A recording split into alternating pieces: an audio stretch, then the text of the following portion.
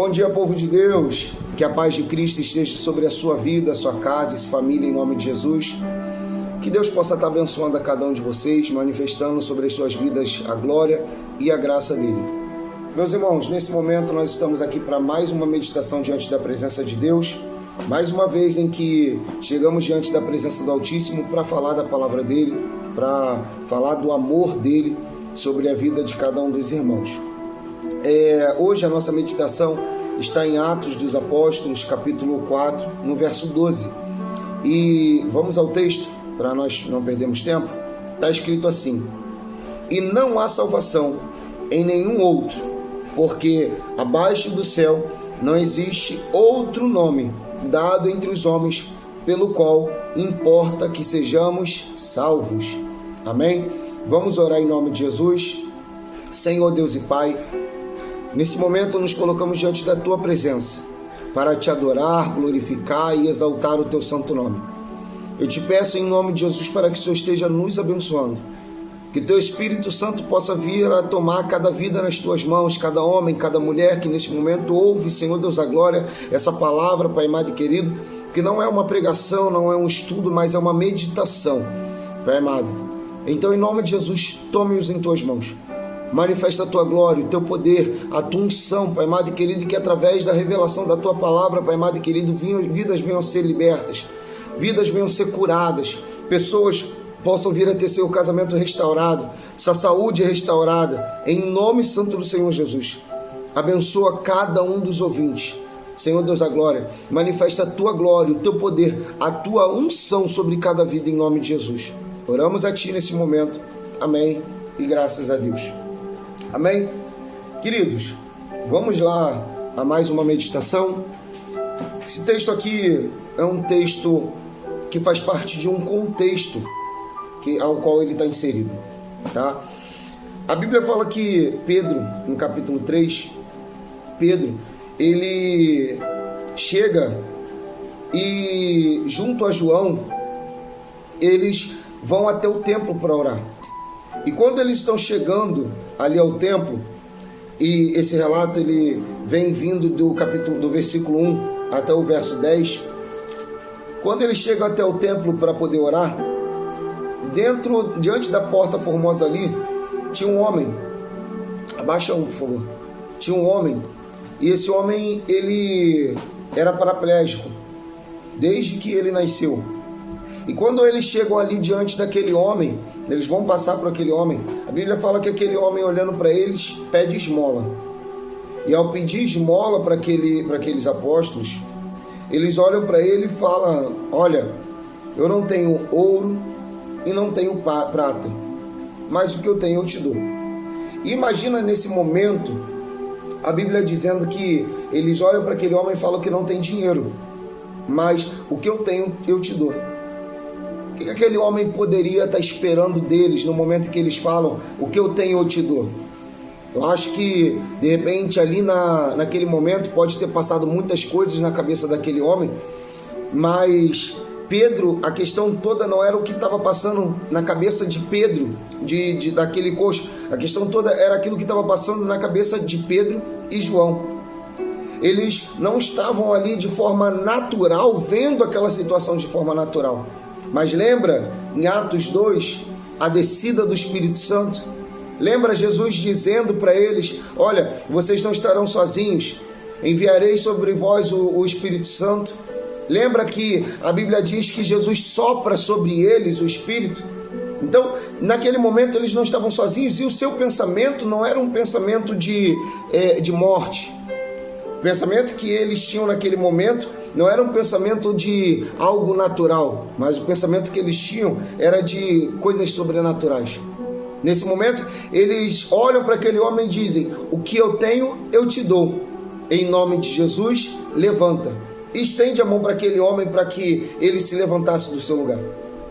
A Bíblia fala que ele entra dentro do templo e ali as pessoas começam a ver aquele homem que antes era enfermo, era coxo, estava sentado diante da porta pedindo esmola, então todos conheciam ele, estavam vendo aquele homem agora andando, com a sua saúde restaurada, a sua força física restaurada. E quando eles olham isso, eles começam a questionar o que houve, o que aconteceu. E ele começa a testemunhar, dizendo: foram aqueles homens que fizeram isso. Eles me curaram. E todos eles começam a chegar em Pedro e João. E Pedro e João, com uma autoridade maravilhosa, eles começam a falar do amor de Deus, a testemunhar de Cristo, não da morte que os judeus conheciam.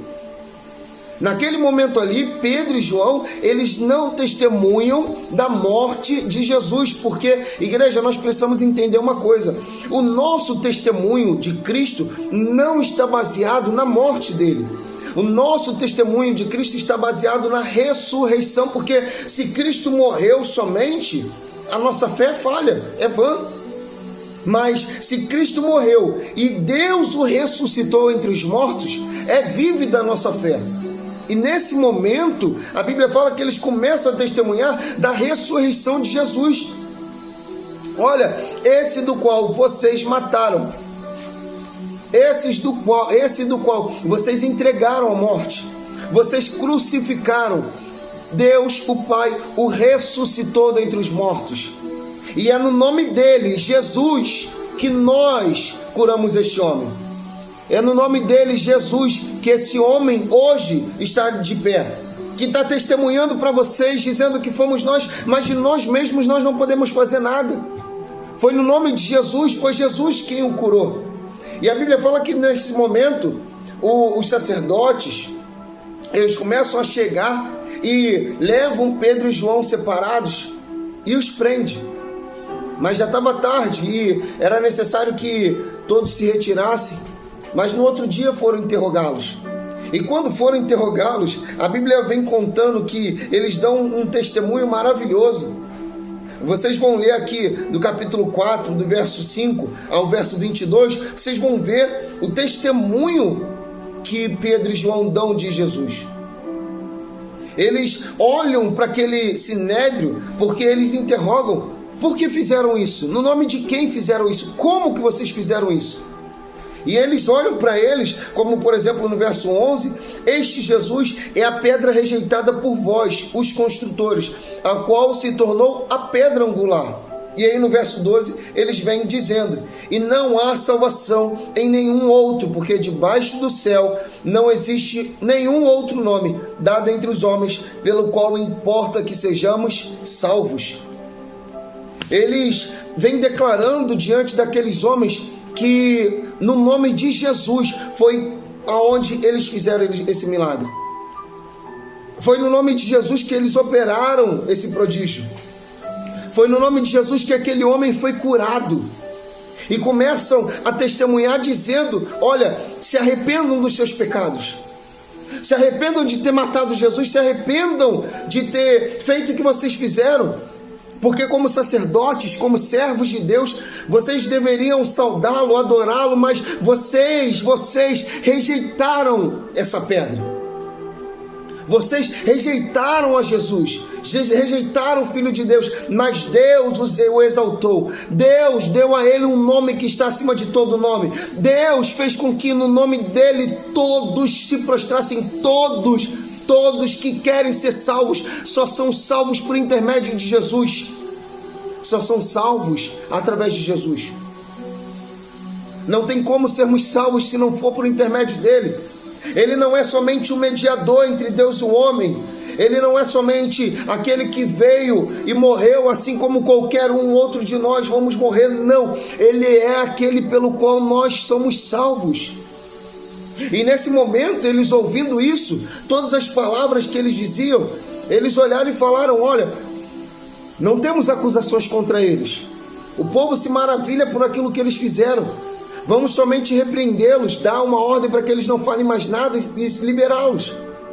E nesse momento eles falam com eles e dão ordem para que eles não falem mais no nome de Jesus. Mas aí a Bíblia fala que no verso 19: mas Pedro e João lhes responderam: julgai se isto é justo diante de Deus. Ouvir-vos antes a vós outros do que a Deus. Pois nós não podemos deixar de falar das coisas que vimos e ouvimos. Depois, ameaçando-os mais ainda, os soltaram, e não tendo achado como os castigar por causa do povo, porque todos glorificavam a Deus pelo que aconteceram. Ora, tinha mais de 40 anos que aquele em que se operara essa cura milagrosa. Eles olharam para aqueles homens e depois de terem sido ameaçados, de serem chicoteados, presos, mortos, e eles olharam e disseram: a quem nós vamos ouvir? A vós, homens, ou a Deus que nos chamou? A quem considerem se isso é justo? A quem nós devemos dar ouvidos? Será que nós devemos realmente ouvir aquilo que vocês, homens mortais, estão falando? Ou devemos dar ouvido a Deus, que exaltou a seu Filho Jesus Cristo? Será que nós devemos ouvir a vocês ou a Ele? E aí, eles, numa forma melhor de dizer, olhem o nosso testemunho. Vejam se o nosso testemunho é um testemunho falso. Não por aquilo que nós falamos somente, mas por aquilo que operamos. Porque, gente, precisamos entender que a glória de Deus, ela se manifesta não somente em palavra, mas também em poder. Vejam o poder que foi colocado para que esse homem fosse curado. Mais de 40 anos esse homem vivia nessa situação. E Cristo foi quem fez com que ele saísse dessa situação. Foi Cristo que o curou. Me digam se é justo nós ouvirmos a vocês e deixarmos de dar ouvido à voz de Deus. E nesse momento em que eles são soltos, a Bíblia fala que eles vão até a igreja e começam a testemunhar daquilo que eles fizeram, daquilo que Deus fez através deles. Começam a testemunhar que foram presos por causa do milagre que operaram. E aí a Bíblia vem dizendo que eles se reuniram e começaram a orar. Coisa que tem faltado muito em nosso meio muitas vezes, a oração. A Bíblia fala que a oração do justo pode muito em seus efeitos. A oração, tem faltado muita oração em nosso meio hoje em dia. Nós chamamos a igreja para orar e a igreja não comparece. Chamamos a igreja para buscar Deus e a igreja não vai. As pessoas não oram em casa, as pessoas não oram no seu dia a dia, as pessoas não têm o hábito, o costume de falar com Deus. E a Bíblia fala que eles começam a orar a Deus e orando na palavra glorificam o nome do Senhor. E ficam maravilhados porque eles foram perseguidos por amor a Cristo. Foram perseguidos por falar de Deus, foram perseguidos por operar um milagre maravilhoso. Eles ficam felizes, por isso eles não se entristecem, mas eles se alegram. E aí a Bíblia fala que após a oração, no verso 31, tendo eles orado, tremeu o lugar onde estavam reunidos. Todos ficaram cheios do Espírito Santo e com intrepidez anunciavam a palavra de Deus. Anunciavam a ressurreição de Cristo. E aí a Bíblia fala que a comunidade cristã, ela ia crescendo cada vez mais. Ia crescendo não somente em quantidade, mas ia crescendo em amor e obras. Porque a Bíblia fala sobre Barnabé, dizendo que Barnabé, recebendo aquela palavra, ele, assim como os demais irmãos, tinha tudo em comum. E ele vendeu terras das suas posses e ele traz e deposita aos pés dos apóstolos. Porque a igreja, ela vivia em unidade de amor. Tudo entre eles era comum, porque a pregação dos apóstolos era uma pregação verdadeira. O espírito que se manifestava entre eles era um espírito verdadeiro. Não era um espírito de engano, não era um espírito de medo. Mas o espírito que se manifestava entre eles era um espírito de paz, era espírito de comunidade, era espírito de alegria. A ponto de todos esses apóstolos se entregarem por esse testemunho, morrerem por esse testemunho, discípulos morrerem por esse testemunho. Estevão foi apedrejado, Paulo foi degolado, Pedro foi crucificado de cabeça para baixo, segundo a tradição cristã.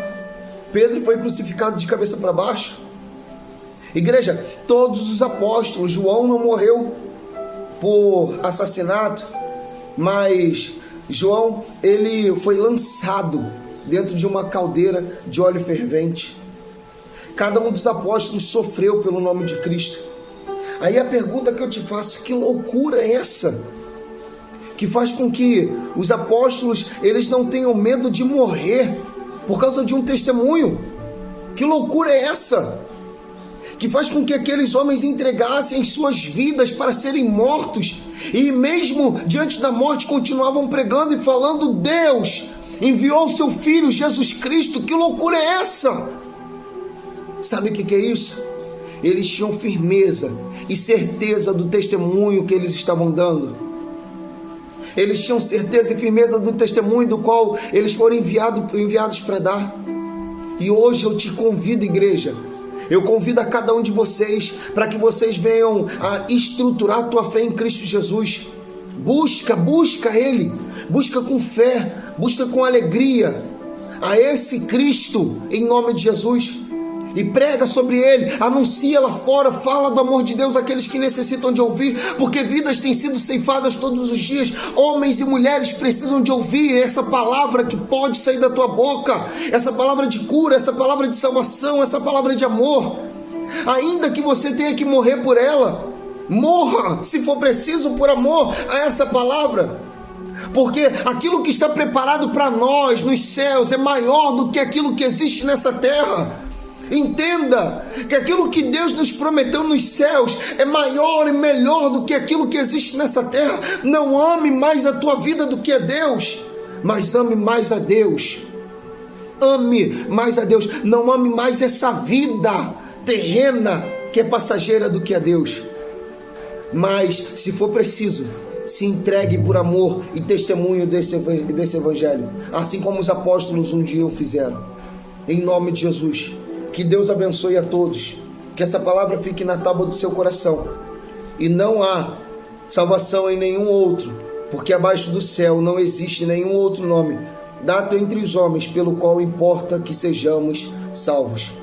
Deus abençoe a todos em nome de Jesus. Vamos orar neste momento, que o Espírito Santo possa falar mais ao coração de cada um de vocês. Senhor Deus e Pai, nesse momento estamos diante da Tua presença. Te peço para que o Senhor manifeste a Tua glória sobre as nossas vidas. Que o Teu poder, a Tua unção, Senhor Deus, a glória esteja sobre cada casa, cada família, em nome de Jesus. Ouvimos a Tua voz e necessitamos, carecemos, Pai amado e querido, de Ti. Carecemos, Senhor Deus, a glória, da Tua graça, do Teu poder, da Tua unção. Que essa palavra que foi aqui anunciada, ela possa ir, tocar cada vida, cada coração e surtir o efeito necessário pelo qual está sendo enviada em nome de Jesus. Eu oro, Senhor Deus, a glória, por cada um dos irmãos, Pai amado e querido, que nesta manhã ouve a minha voz. Toma a Dona Gorete nas Tuas mãos, que precisou, Pai amado e querido, amputar sua perna.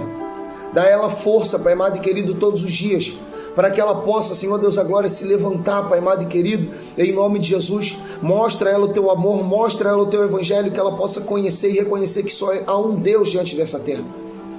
Toma nas Tuas mãos, Senhor Deus, a glória, a Cláudia, Pai amado e querido, que enterrou seu pai, o Jorge, Pai amado e querido, seu esposo, que eles possam ser fortalecidos, Pai amado e querido, no Teu poder nesses momentos, Pai amado, que são difíceis.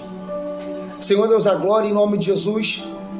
Toma nas Tuas mãos, Senhor Deus, a glória, cada membro da igreja, Senhor Deus, a glória, a DEPA, Pai amado e querido, Assembleia de Deus do Parque Anchieta, que cada um, Pai amado e querido, possa vir a ser envolvido pelo Teu poder, pela Tua glória.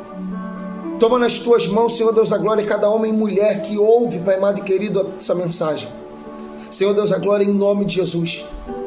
Manifesta a Tua glória, a Tua graça, o Teu poder, a Tua unção. Toma a Thelma nas Tuas mãos, toma a Cíntia nas Tuas mãos, em nome de Jesus.